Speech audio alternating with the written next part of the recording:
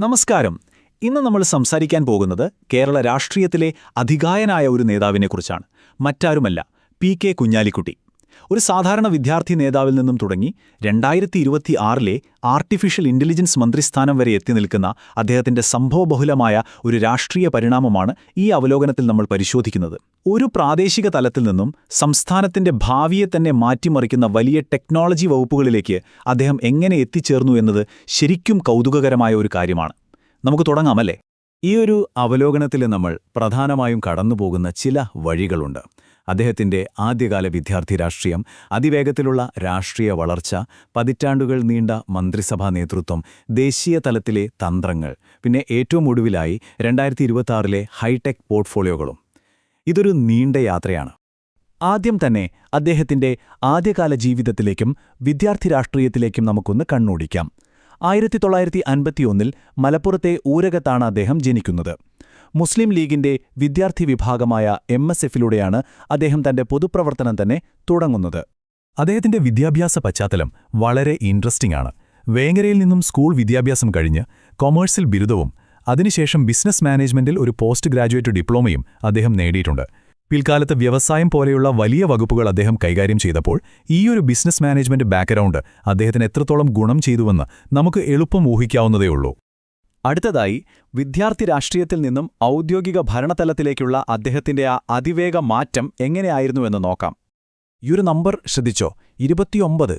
അതെ, വെറും 29ാമത്തെ വയസ്സിലാണ്, അതായത് 1980 അദ്ദേഹം മലപ്പുറം മുനിസിപ്പാലിറ്റിയുടെ ചെയർമാനായി തെരഞ്ഞെടുക്കപ്പെടുന്നത്. ഔദ്യോഗികമായ രാഷ്ട്രീയ കരിയറിന്റെ ഏറ്റവും വലിയൊരു ലോഞ്ചിംഗ് പാഡ് അതായിരുന്നു എന്ന് നിസ്സംശയം പറയാം. രാഷ്ട്രീയ നിരീക്ഷകർ ഈയൊരു വളർച്ചയെ വിശേഷിപ്പിച്ചത് തന്നെ ഉൽക്കാതുല്യമായ അഥവാ മീറ്റിയോറിക് വളർച്ച എന്നാണ്. കാരണം അത്രയും ചുരുങ്ങിയ സമയം കൊണ്ടാണ് മുസ്ലിം ലീഗിനുള്ളിൽ അദ്ദേഹം എല്ലാവരെയും അമ്പരിപ്പിച്ചുകൊണ്ട് ഒരു നിർണായക ശക്തിയായി മാറിയത്. ആ ഒരു ടൈംലൈൻ നോക്കിയാൽ നമുക്കത് കുറച്ചുകൂടി കൃത്യമായി മനസ്സിലാകും. 1951 ജനനം, 70കളിൽ MSF പ്രവേശനം, 1980 മുനിസിപ്പൽ ചെയർമാൻ, അതിനുശേഷം വെറും 2 വർഷം 1982 മലപ്പുറത്തുനിന്നും ആദ്യമായി നിയമസഭയിലേക്ക്. ഒരു മുനിസിപ്പാലിറ്റിയിൽ നിന്നും നിയമസഭയിലേക്കുള്ള ദൂരം അദ്ദേഹം എത്ര വേഗത്തിലാണ് താണ്ടിയതെന്ന് നോക്കൂ. നിയമസഭയിലെത്തിയതിനുശേഷം പതിറ്റാണ്ടുകൾ നീണ്ട അദ്ദേഹത്തിന്റെ മന്ത്രിസഭാ നേതൃത്വമാണ് നാം അടുത്തതായി കാണാൻ പോകുന്നത്. UDF സർക്കാരുകളിൽ ദീർഘകാലം അദ്ദേഹം സുപ്രധാന ചുമതലകൾ വഹിച്ചു. 1991 വ്യവസായം സാമൂഹ്യക്ഷേമ വകുപ്പുകൾ, പിന്നീട് 1995 എത്തുമ്പോഴേക്കും വ്യവസായത്തിനൊപ്പം മുനിസിപ്പാലിറ്റിയും, അതിനുശേഷം 2011 മുതൽ 2016 വരെയുള്ള കാലത്ത് വ്യവസായം, IT, ഹജ്ജ്, വഖഫ് എന്നിങ്ങനെ സുപ്രധാന വകുപ്പുകളുടെ ഒരു നീണ്ട നിര തന്നെ അദ്ദേഹത്തിന്റെ കൈകളിലായിരുന്നു.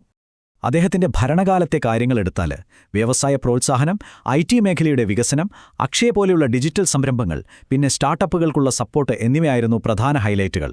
സത്യത്തിൽ കേരളം ഇന്നീ കാണുന്ന ഡിജിറ്റൽ സ്റ്റാർട്ടപ്പ് സൗഹൃദ സംസ്ഥാനമായി മാറുന്നതിന്റെ ഒരു വലിയ അടിസ്ഥാനം ഈ ഭരണകാലത്താണ് രൂപപ്പെട്ടത്. ഇത്രയും കാലം സംസ്ഥാനത്ത് നിറഞ്ഞുനിന്ന ശേഷം ദേശീയ രാഷ്ട്രീയത്തിലേക്കും പുതിയ തന്ത്രങ്ങളിലേക്കും അദ്ദേഹം ചുവടുമാറുന്നതാണ് നമ്മൾ പിന്നീട് കാണുന്നത്. 2017 അദ്ദേഹത്തിന്റെ കരിയർ ദേശീയ തലത്തിലേക്ക് ഷിഫ്റ്റാവുകയാണ്. മലപ്പുറം ലോക്സഭാ മണ്ഡലത്തിൽ നിന്നും ഗംഭീര വിജയം നേടി അദ്ദേഹം പാർലമെന്റിലേക്കെത്തി. സ്വന്തം തട്ടകമായ മലപ്പുറത്തെ ദേശീയ തലത്തിൽ പ്രതിനിധീകരിക്കുകയായിരുന്നു അദ്ദേഹം. മന്ത്രിസ്ഥാനങ്ങൾക്ക് പുറമെ തിരശ്ശീലയ്ക്ക് പിന്നിലുള്ള അദ്ദേഹത്തിന്റെ റോളുകൾ നമ്മൾ ഒരിക്കലും കാണാതെ പോകരുത്. IUML ദേശീയ ജനറൽ സെക്രട്ടറി, കേരള നിയമസഭയിലെ പ്രതിപക്ഷ ഉപനേതാവ്, UDFന്റെ മുതിർന്ന തന്ത്രജ്ഞൻ. ശരിക്കും ഈ റോളുകളാണ് അദ്ദേഹത്തെ ഒരു പെർഫെക്റ്റ് കോയലിഷൻ മാനേജർ അഥവാ മികച്ചൊരു മുന്നണി സമവായക്കാരനാക്കി മാറ്റുന്നത്. ഇനി നമ്മൾ ഈ അവലോകനത്തിന്റെ ഏറ്റവും ആധുനികവും രസകരവുമായ ഭാഗത്തേക്ക് വരികയാണ്. 2026 ഹൈടെക് പോർട്ട്ഫോളിയോകൾ.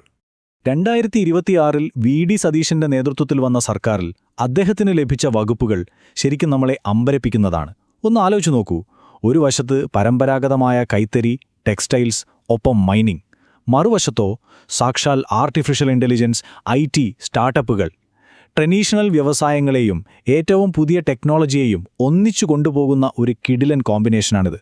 ഇതൊരു ചെറിയ കാര്യമല്ല, കേരള ചരിത്രത്തിലെ തന്നെ വലിയൊരു നാഴികക്കല്ലാണ്. സംസ്ഥാന മന്ത്രിസഭയിൽ ആദ്യമായി ആർട്ടിഫിഷ്യൽ ഇന്റലിജൻസ് എന്ന പേരിൽ ഒരു വകുപ്പ് തന്നെ ഔദ്യോഗികമായി രൂപീകരിക്കുകയാണ്. അതും ഇത്രയും വലിയ അനുഭവസമ്പത്തുള്ള ഒരു നേതാവിന്റെ കീഴിൽ എന്നത് വലിയൊരു കാര്യം തന്നെയാണ്.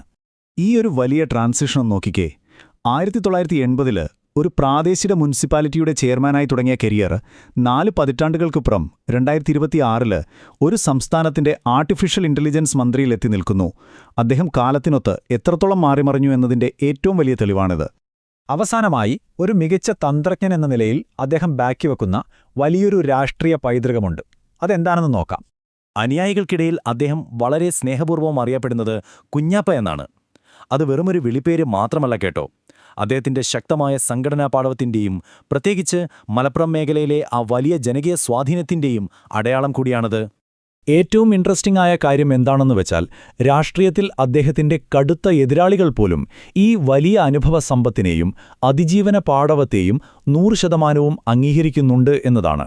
40 വർഷത്തിലേറെ സജീവ രാഷ്ട്രീയത്തിൽ പിടിച്ചു നിൽക്കുക എന്നു പറയുന്നത് അത്ര ചില്ലറ കാര്യമല്ലല്ലോ. പ്രത്യേകിച്ച് ആർട്ടിഫിഷ്യൽ ഇന്റലിജൻസ് പോലുള്ള അത്യാധുനിക മാറ്റങ്ങൾ വരുന്ന ഈ ഭരണതലത്തിൽ അദ്ദേഹത്തിന്റെ ആ അതിജീവന തന്ത്രങ്ങൾ എങ്ങനെയാകും പ്രയോഗിക്കപ്പെടുക? തീർച്ചയായും നമ്മൾ കാത്തിരുന്ന് കാണേണ്ട ഒന്നു തന്നെയാണിത്.